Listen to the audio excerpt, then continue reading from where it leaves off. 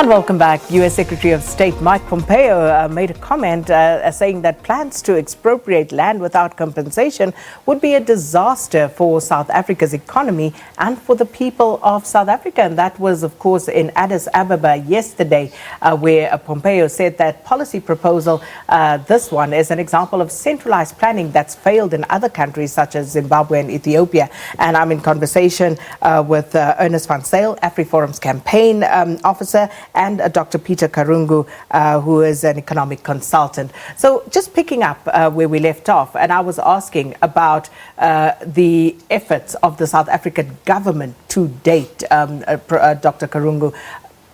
Have they done enough? I mean, the willing buyer, willing seller model has obviously failed, given the slow levels of transformation in that regard. Has the government done enough, or have they perhaps bent over too far backward in this regard? They have not done enough because they operate within a constitutional framework. To change the constitution is not as easy. It's something you think short, medium, long term. They did try as much as they could. Unfortunately, like you said, willing buyer, willing seller didn't work. So where are we? We are in a situation in which if we got to address unemployment, the best way to do it fastest and faster than anything else is to allocate enough pieces of land for productivity by the majority who have the potential to do it, but they are never given an opportunity. That we can't disagree. How do we do it? Pompeo is not saying he doesn't give credit to the fact that nothing has not been tried. Neither, as the president says, our president is saying, it's not going to be done in any violent manner. It's going to be done in a systematic way whereby the land that you may not be using and you have not used. I know some good farmers, friends of mine, who somewhere live in near De Villiers with hundreds and hundreds of thousands of hectares. They use some, they don't use some. Don't tell them take it by force, but they should be persuaded. If they don't, unfortunately, the prime right is the constitution. That will guide us, including the parliamentarian, even AfriForum who guide us. So eventually, the government did their share, but they have not done enough. Now they need to fast track faster to avoid the dire consequences of the unemployment levels and the crime we face. Ernest, does AfriForum agree that the willing buyer, willing seller model failed?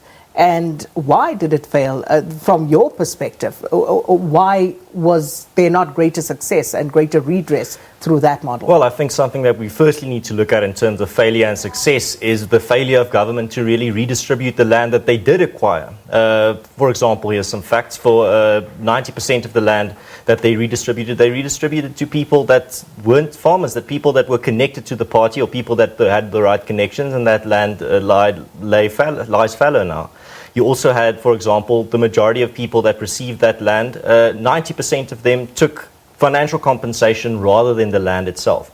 So there's no progress made there in terms of having a more equal distribution of land, because the people took financial incentives. So now the government is still sitting with that land that they haven't redistributed. And I think that's where the crux of it is that what the government has done up until now has been woefully inefficient and ineffective in terms of really solving the problem. And I think this is what Pompeo is warning against when he says that state centralization is the problem. You can't have the government, I mean, this is the government that is in charge of Eskom, of the post office, in charge of the public hospitals where we get all these scandals from, and you want to give them this very important job of land and equitably distributing that land, the government of state capture it, really. So what are you suggesting? If not the government, who then should be in charge of the redistribution process? I think we should be giving the markets and the communities this responsibility, where you can incentivize. I'm not saying government should not be involved at all, but they can incentivize people to take it into their own hands, where we already have examples where farmers are educating people in terms of how to farm, but it's a long process. It's not something that happens overnight. And we have cases where pieces of land have been given to landless people and they've been assisted by the community of farmers in their area. And you can incentivize that if you are the government. But at the end of the day, the only way to really truly effectively do it is to have minimal government intervention there and leave it up to communities to solve it.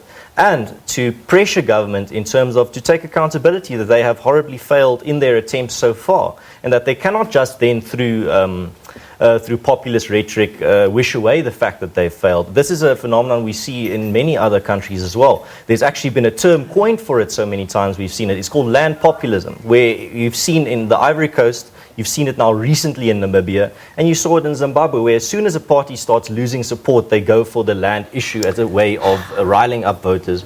But for example, why has land become this passionate of a topic 25 years after 1994? Shouldn't it have been a constant debate that we should have first things solved as soon as we got our new democracy in the 90s? It was always, the land was always a very emotive question.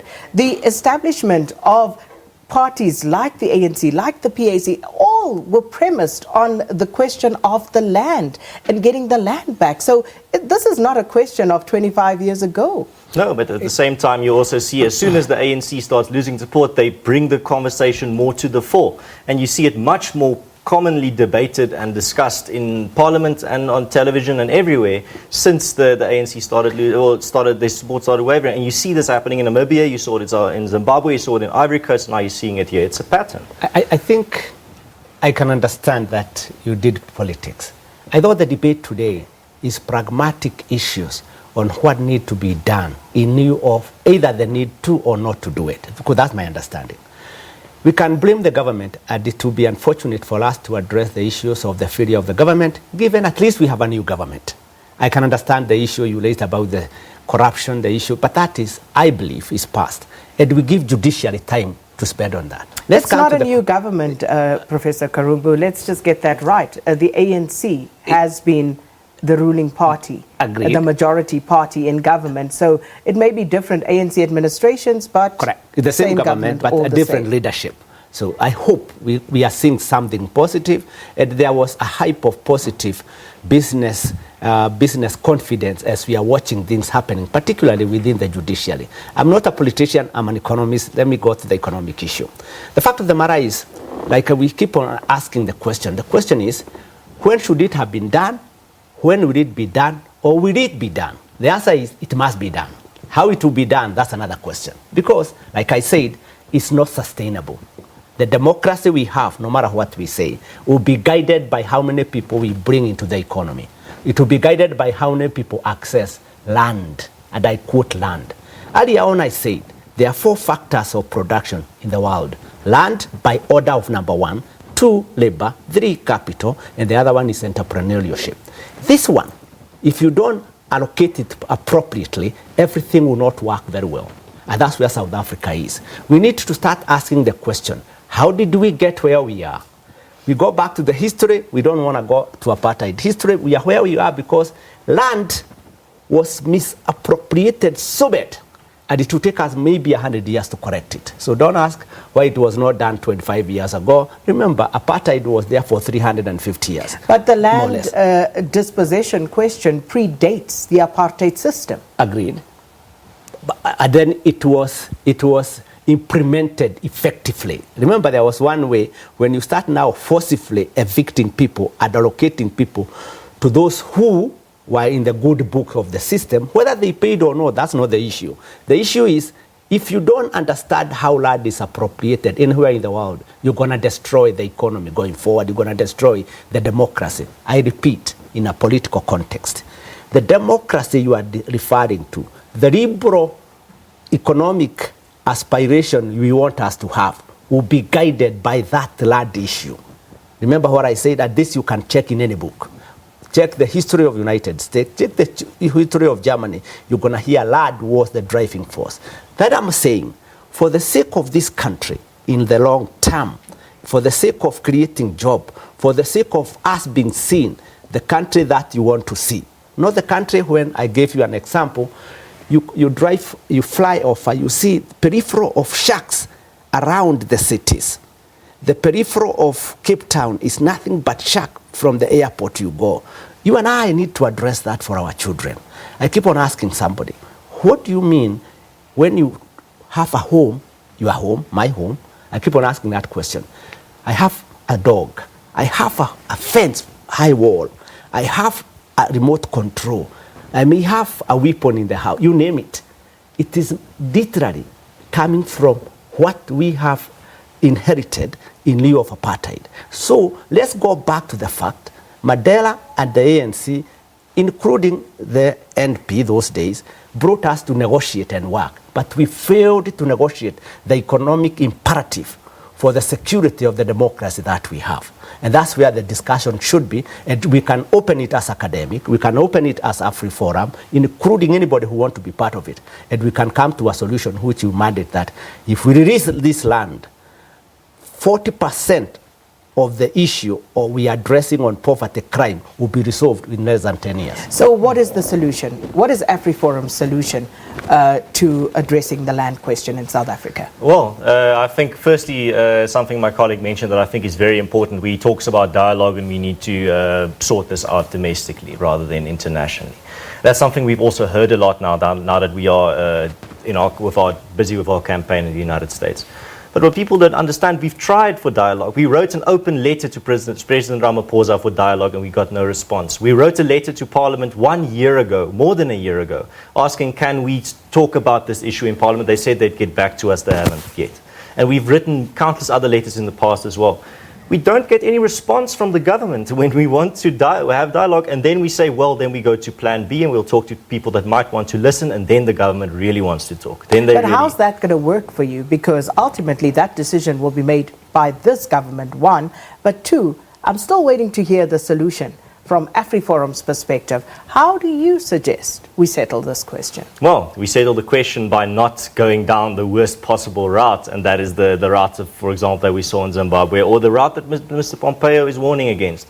We are not saying that we have all the answers, but we know we have a pretty strong idea of what path not to go down, and that's definitely the path that we're seeing right next to us. But surely that's short-sighted. You can't say, we know we don't want this, but beyond that, we're not really thinking about how to bring about the solution. No, but that's like saying when you have a wound on your arm, saying, well, I don't know exactly how to fix it, but I'm not going to chop off my arm for the guy that's saying I have to do that. Just because we know we don't have exactly the perfect answer for how we're going to solve the problem doesn't mean we can see what we shouldn't do. That's the first step that we need to identify is, okay, if we need to identify a way to solve the problem, let's make sure by looking at the case studies around us, what paths can we cut off and say, no, that's definitely not the path we should go down. If you're traveling the world and you're trying to make this case for people to be sympathetic towards your cause, what are you saying to them? What sort of concessions are you willing to make in order to bring about redress as AfriForum? Well, for us, the big thing is, let me address the first question, what are we telling them? We're basically telling them the truth. We're telling them the uncomfortable truth. And that's the thing I think what a lot of people need to realize is that everyone's talking about they label what we're doing as we're bad-mouthing the country, or we're putting the country's name in disrepute. But it's simply not the case. We're just telling the truth. And I would rather go to the world and tell them an uncomfortable truth. Tell us that truth that you are telling the world. What is that truth that you're telling the world? For example, I wish we had more time so I can give you everything, but I can give you a small amount.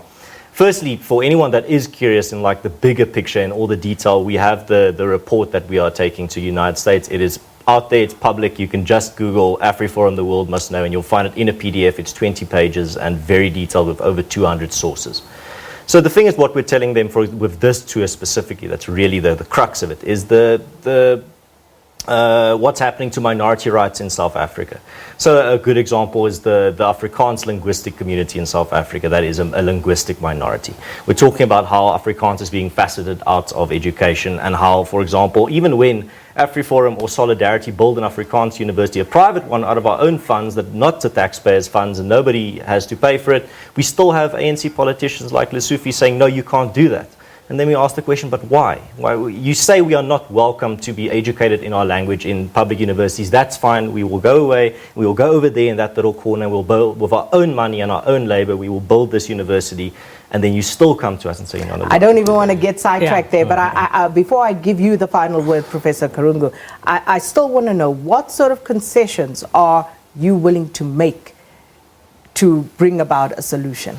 We are very open to dialogue with the ANC and the government. We, as we always say, we want to solve this domestically going abroad is not our first option. It really isn't the. No, but what concessions are you willing to make? Are you willing to say, I'm willing to give so much of the land that I have? We are willing to negotiate here, and this is how much we're willing to give at this stage for so much. What are the concessions? I don't think AfriForum can make that call where we say we are willing to give this percentage of our members' land to someone. We can only talk in terms of the bigger picture by taking on destructive economic policies, but I don't think we represent all the landowners in South Africa and will be able to make a concession like, for example, in the land debate where we say this amount we will give as a concession. I don't think we are in that position. We are a civil rights organization. We are an organization that fights for the civil rights of South Africans and for specifically our members. And the best we then can do is to speak out when we see destructive economic policies that have failed in other countries and to really bring about the country that will really solve these problems. And that's one that follows sound economic policies rather than populist rhetoric or drastic policies that only think, as my colleague mentioned earlier, that focus on the short term and not on long-term solutions. We want solutions now, not later. That's not a sustainable way of looking at it. And this is what the people are saying. We want the land now, not later. We want solutions now, not later as well. Professor Karungu, failed policies that bring us to the point where we are at right now. First, let me just put one comment you made. You said clearly, you don't know the solution, you don't have the solution, but what you do know is the worst that can happen and the worst case scenario. That means, my fear, you hype fear, you create the worst case scenario and you don't have a solution. You talk of the failed state, Venezuela, but you don't have a solution to stop us from getting there. In economic, we ask a pragmatic question. I agree with you. You know the worst case scenario. You don't even have a clue what the AfriForum would negotiate with the farmers in lieu of the dire need we have to do. That's a bit worrying. That's a bit worrying. It's a question I would ask you, AfriForum. You said it, and please remember what I'm asking. Please don't hype the worst case scenario if you don't have a solution on what we are putting on the table. It's what we call a zero-sum game. Except the fear grows, and the American people believe in the fear, which doesn't exist because we have tried a solution. Now, the failed state. 1 minute. 1 minute. The failed state is an outcome, literally, in my view, of having tried so much and sometimes failing not to get the grip of the solution to solve the dire problem we are facing as a South African. However, it's also, in my view, and this is to the ANC, we need to start pumping brains in the government. We need to start not having in my view, and I say that to the president if I meet him, we can't have somebody who was the minister in 1994, is still the minister today, when we could have brought younger people who have the drive to accept change. Because somewhere, somehow, that's what leads to what we call a little bit of leniency, incompetence, and then people take advantage of the situation. To me, that's what we need to guard. However, let's not mix the two about corruption, failing of the government, and the economic reality that we face. The economic reality we face of unemployment has to be dealt with what needs to be done among us. And there is always a fear people don't understand. The government is not a solution to everything. It is supposed to create an environment for us to thrive. That's what you're asking for. That's what we want. But the same government doesn't have the power to address that which ought to cut down the helplessness in the country, because AfriForum is also saying, don't take land. But we need land. That's a question. Who is in charge? Who is going to if government isn't able to do that, who is in charge? Correct. That, unfortunately, is where we're going to have to leave it. Economic consultant Dr. Peter Karungu and Ernst van Zyl, AfriForum's campaign manager, giving their perspectives. And, of course, this conversation triggered by comments that were made by U.S. Secretary of State Mike Pompeo in Addis Ababa that South Africa's plan to seize land would be a disaster for the economy and for the South African people. It's time for Headline